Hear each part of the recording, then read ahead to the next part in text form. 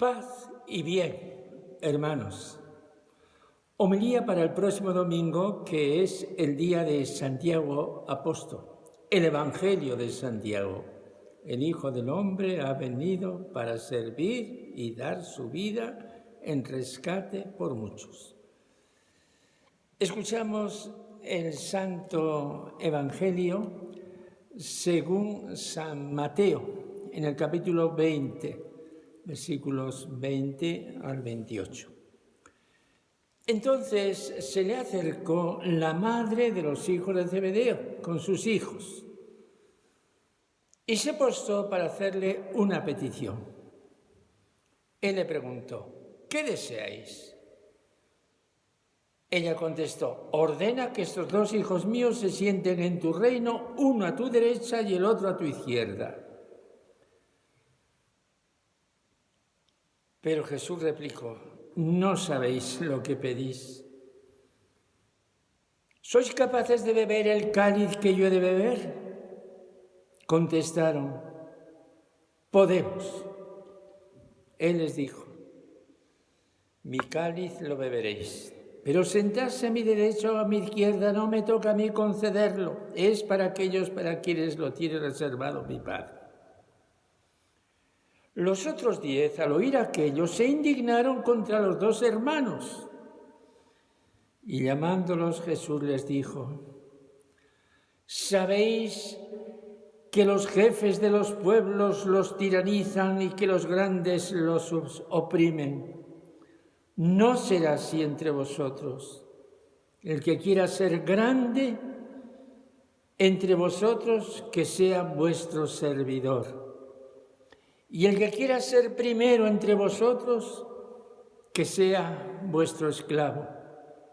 Igual que el Hijo del Hombre no ha venido para ser servido, sino a servir y a dar su vida en rescate por muchos. Palabra del Señor.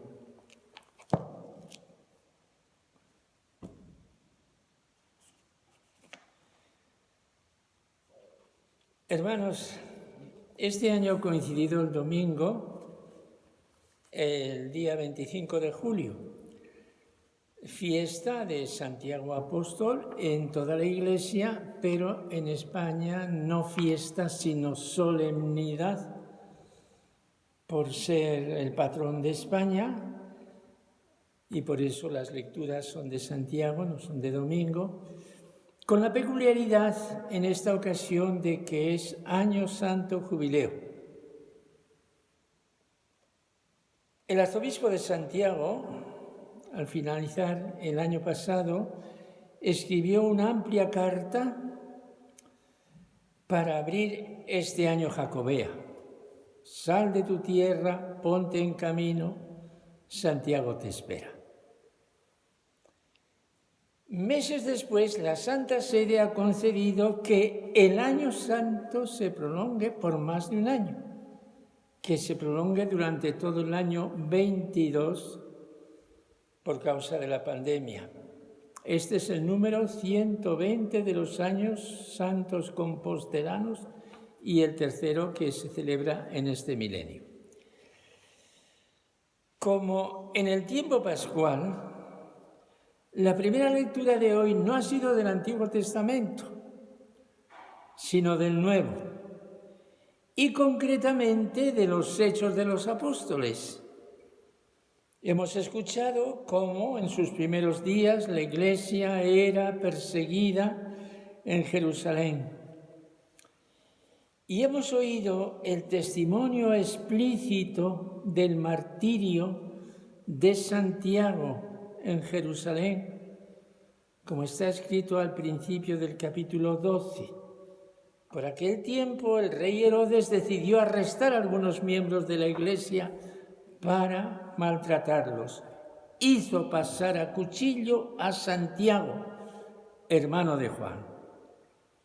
Al ver que esto agradaba a los judíos, decidió detener también a Pedro.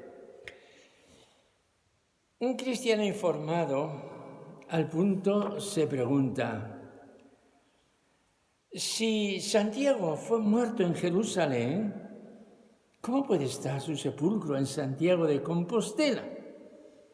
La pregunta es del todo legítima y la respuesta pues no es del todo fácil, pero esto sería asunto de una clase de historia de la Iglesia para analizar sobre qué documentación se basa todo esto y cuál es el significado espiritual de esta tradición.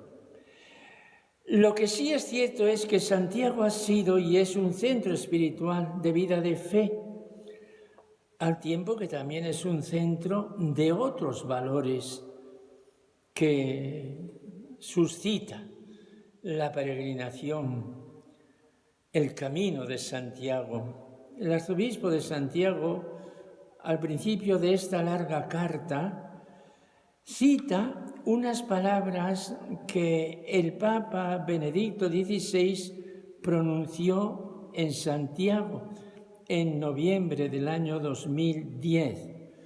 Allí, recordando el camino de Santiago que se hacía desde Europa, los caminos que llevan a Santiago, el Papa Benedicto decía, crearon una vida de cultura, de oración, de misericordia y conversión, que se han plasmado en iglesias y hospitales, en albergues, en puentes y monasterios. De esta manera, España y Europa fueron desarrollando una fisonomía espiritual marcada de modo indeleble por el Evangelio. Hasta aquí sobre Santiago en el año jacobeo. Pero ahora quisiera centrar mi atención específicamente en el Evangelio que acabo de proclamar. La madre de los hijos de Zebedeo con ellos tiene una petición. La madre, olvidada de sí misma, pide lo que piensa que es lo mejor para sus hijos. Ordena que esos dos hijos míos se sienten en tu reino, uno a tu derecha y el otro a tu izquierda. No pide nada para ella, lo pide todo para sus hijos. La petición de la madre vuelve sobre nosotros para reflexionar. Cuando yo oro, ¿qué es lo que anhelo? ¿Qué es lo que pido? ¿Acaso, por decirlo con un refrán popular, acaso salud, dinero y amor? Yo busco lo mejor y pido a Dios lo que me parece que es lo mejor para mí. La salud es un bien y viene a ser el soporte para todo lo demás. Pero observemos a Jesús, que nos va a dar el verdadero sentir de Dios. Jesús escucha la petición y cambia la petición en una pregunta. Y al obtener la respuesta generosa, otorga lo que va incluido en la respuesta, que es mucho más que lo que le han pedido. ¿Podéis beber el cáliz que yo he de beber? Es la pregunta. Participar en el cáliz de Jesús, en los sufrimientos de Jesús, ser bautizado en la sangre en la que Él va a ser bautizado, es algo más sublime que sentarse a su derecha o a su izquierda. Y viene la respuesta decidida de los dos hermanos. Podemos. Y esa inmensa gracia que no habían soñado es la que Jesús les concede. Mi cáliz lo beberéis. Jesús les ha concedido a los dos hermanos la gracia del martirio, la gracia de participar en su cruz, en su sangre, en su muerte. Y este es el mayor don que puede recibir una criatura, ser partícipe de los sufrimientos del Redentor. Cuando el cristiano come el cuerpo del Señor y bebe la sangre de Cristo, que esto es la Sagrada Comunión, tomad, comed, tomad, bebed. No recibe a un ser divino estático que estuviese ahí fuera y que ahora entrara como un tesoro. Comulgar es participar en el misterio integral de Cristo, en su muerte y resurrección. Comulgar es morir, es entregarse sin condiciones y al mismo tiempo es participar en su santa resurrección. La escena de los dos hermanos y la madre con Jesús tiene, como hemos escuchado, una secuencia necesaria, que si la dejamos a un lado cortamos el sentido. Los otros 10 discípulos, como dice el texto sagrado, se indignaron al ver esa pretensión, esa superioridad, ese privilegio. Jesús los llamó para marcar la verdadera pauta que debe regir la comunidad cristiana. El que quiera ser grande entre vosotros, que sea vuestro servidor. El que quiera ser primero entre vosotros, que sea vuestro esclavo.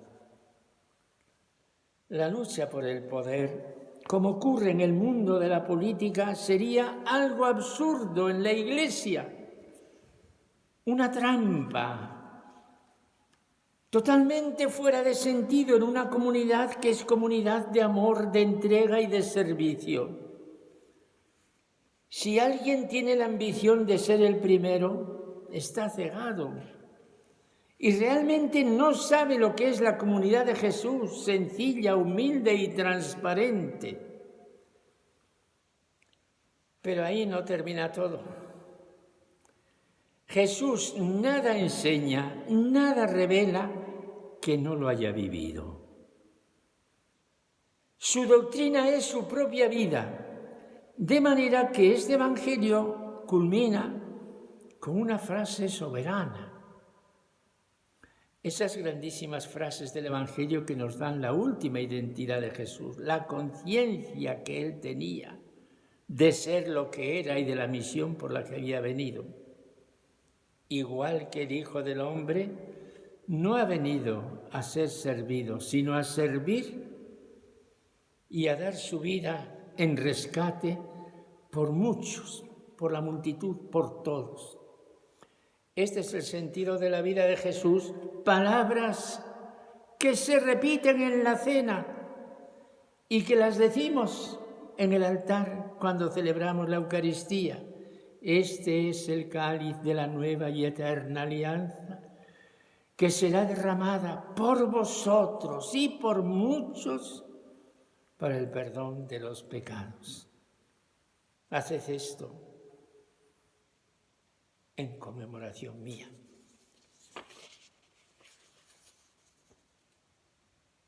Este es el sentido de la vida de Jesús. Y el Señor nos está invitando a que igualmente, unidos a Él, ese sea el sentido de nuestra vida. Señor Jesús, gracias por haber vivido para amarnos. Que vivamos igualmente para amarte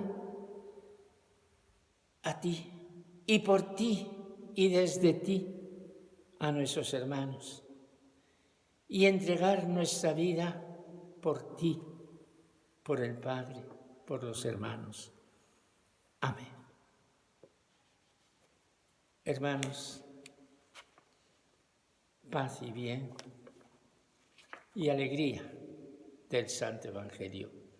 Feliz domingo en la fiesta del apóstol Santiago.